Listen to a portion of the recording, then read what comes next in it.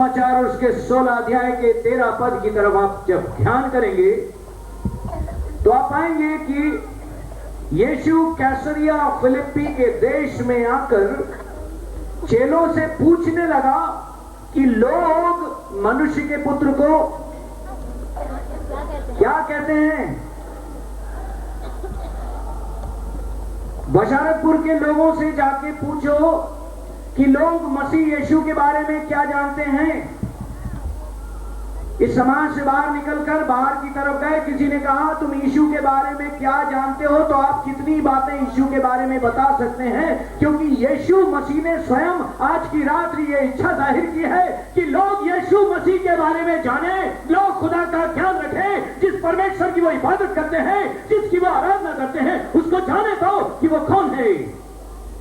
इसीलिए यीशु मसीह कैसरिया फिलिप्पी के देश में आकर चेलों से पूछने लगे, जाओ और लोगों से पूछो कि लोग मनुष्य के पुत्र को क्या कहते हैं। किसी खुदा के एक बहुत समझदार और विद्वान दास ने इस प्रकार से कहा, गौर से सुनिएगा, इस संसार में 50%, लगभग 50% ऐसे लोग हैं कि वो किस खुदा की इबादत करते हैं उनको मालूम ही नहीं। अगर उनके बाप दादे मुसलमान या मुस्लिम समाज से थे तो वो अल्लाह की इबादत करते हैं, केवल बेटे पर ईमान नहीं है उनका। अगर उनके बाप दादे मूर्ति पूजक थे, देवी देवताओं के मानने वाले हैं, तो वे ऐसा ही करते चले आ रहे हैं, क्योंकि पूर्वज वैसे ही कर रहे थे। मेरे प्रियो, अगर उनका जन्म ईसाई समाज में हो गया, उनके माता पिता जब चर्च का घंटा हरिद्वार को बजता था चले जाते थे, तो वो भी चले जाते हैं बस, और आकर वही पुराने काम, पुराना जीवन उसी में। वो सोचते बस गिरजा जाना और सारी रीति विधियों को पूरा करना ही स्वर्ग जाने के लिए काफी है, क्योंकि उनके बाप दादे यही करते चले आए। आपका ध्यान प्रेरितों के काम के 17 अध्याय की तरफ ले जाना चाहता हूं। पौलुस अथेने नाम की जगह में गया और देखने लगा कि वो उनके पूजा अर्चना के स्थानों को, वस्तुओं को, तो क्या बोला, एक जगह ऐसी भी देखी जहां लिखा हुआ था अनजाने ईश्वर के लिए। वेदी तो है पर ईश्वर का ज्ञान ही नहीं है। पास्टर साहब, लोगों को ईश्वर का ज्ञान नहीं है। गिरजाघर तो है, पादरी साहब भी हैं, सब कुछ है, रीति विधियां हैं, खुदा का ज्ञान नहीं है। अनजाने ईश्वर के लिए। और पौलुस ने कहा उस अनजाने ईश्वर के बारे में मैं तुमको बताऊंगा। यीशु मसीह जब उस सामरी स्त्री से मिले, यूहन्ना रचित सुसमाचार के 4 अध्याय को घर पर जाकर पढ़ेंगे तो हम पाते हैं उस सामरी स्त्री ने कहा, हमारे पूर्वज लोग तो पर्वतों पर जाकर उस खुदा की इबादत करते थे, हम भी वही करते हैं। पर लोग, यहूदी लोग कहते हैं कि तुमको यरूशलेम में जाकर आराधना करना चाहिए, क्योंकि सच्ची इबादत वही होती है। और यीशु मसीह ने क्या बोला, तुम जिसको नहीं जानते उसकी इबादत करते हो, और हम जिसको जानते हैं उसकी इबादत करते हैं। गिरजाघर में जो जवान काम कर रहे हैं, मेहरबानी से शांति बना के रखेंगे, पीछे की तरफ शांति बना के रखेंगे मेहरबानी से। यहां पर कोई क्लब नहीं है ये, या कोई मनोरंजन का स्थान नहीं है। तुम जिनको नहीं जानते तू उसकी इबादत करती है, और तुम्हारे पूर्वज उसकी इबादत करते हैं, और हम जिनको जानते हैं उनकी इबादत करते हैं। एक प्रभु के दास ने मुझे बड़े दुख से बताया कि वो किसी शहर में प्रचार के लिए गए, और एक महिला सभा की समाप्ति के बाद उनके पास आई, कहने लगी, ब्रदर प्रचारक साहब मेरे लिए दुआ कीजिए, मेरे घुटनों में बहुत दर्द है, बहुत दर्द है, दुआ कीजिए। उस प्रचारक ने पूछा, did you accept the lord sister, my dear mother, did you accept the lord? आपने प्रभु को ग्रहण किया, अपना दिल प्रभु को दिया है, इससे पहले कि मैं आपके लिए दुआ करूं? और वो प्रचारक साहब की तरफ बड़े गुस्से से देखकर बोलने लगी, पास्टर साहब कैसी बात कर रहे हो, शर्म नहीं आ? हमारे एक ही तो दिल है, और बाबी हम यीशु को दे दें, ऐसा कैसे हो सकता है? हमारे एक ही तो दिल है, बाबी हमारे पति को है, आप कहे तो यीशु को दे दो। 60 साल की महिला आज तक यीशु मसीह को अपना जीवन नहीं दिया।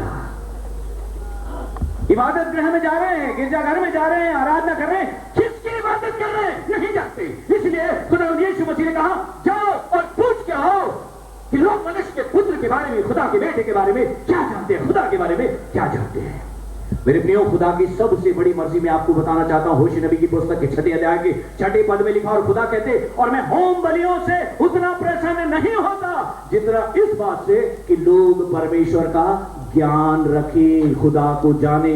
होशी नबी की पुस्तक के 4 अध्याय की 6 पद में यूं भी लिखा पाते हैं, और अज्ञानता के कारण, परमेश्वर का ज्ञान ना होने के कारण प्रजा क्या हो गई? परमेश्वर की नाश हो गई। कितने तो अधोलोक में जा चुके, कितने बिल्कुल कगार पर खड़े हुए हैं। इनको खुदा का ज्ञान नहीं है, और ये खुदा को नहीं जानते, ये नाश होते चले जा रहे, इनको खुदा के बारे में कुछ नहीं मालूम।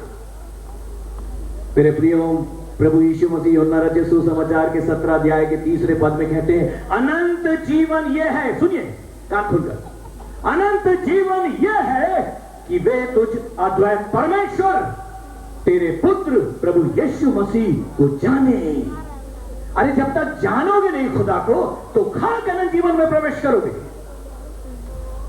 इसीलिए यशायाह नबी की पुस्तक के 1 अध्याय के 3 पद में हम लिखा हुआ पाते हैं, बैल तो अपने मालिक को जानता है, और गधा अपने स्वामी की चरनी को पहचानता है, लेकिन मेरी प्रजा मुझे। अरे ये बैल और गधे और कुत्ते खुदा ने इस दुनिया में इसीलिए तो बनाए ताकि इंसान जाने। आज जब घर पर जाएंगे तो अपने टॉमी नाम के कुत्ते को बुलाइएगा, टॉमी टॉमी टॉमी टॉमी, तो टॉमी आ जाएगा, लेकिन टॉम को मत बुलाइएगा। टॉम आपका पति, टॉम कम कम टॉम, नहीं तो वो भी आ जाएगा तुम्हें लाता हुआ पीछे से, अगर दब्बू होगा तो। ये बड़ा चलन है हमारे समाज का, टॉम, जॉन, जॉनसन, थॉमसन, बड़े शौक से बोलती हैं पत्नियां, बड़ा गर्व समझती हैं। थॉमसन साहब, आपकी पत्नी तो ऐसे नहीं बोलती, खुदा का शुक्र। ये जॉनसन साहब है। थॉमसन साहब से मैंने पूछा, आपकी पत्नी आपको क्या बोलती हैं आज? कहने लगे, वो कहती ए जी, सुनो जी। मैंने कहा, सारा अपने पति से क्या कहती थी? स्वामी। कितनी पत्नियां बोलती हैं आजकल स्वामी? खुदा के तो अधीन है ये, उसकी इबादत करती हैं, उसकी बशारत करती हैं, लेकिन अपने पति का आदर नहीं करती, जबकि पहले पति का आदर है। जब पति का आदर नहीं कर सकी तो खुदा का क्या आदर करेगी? मेरे प्रिय,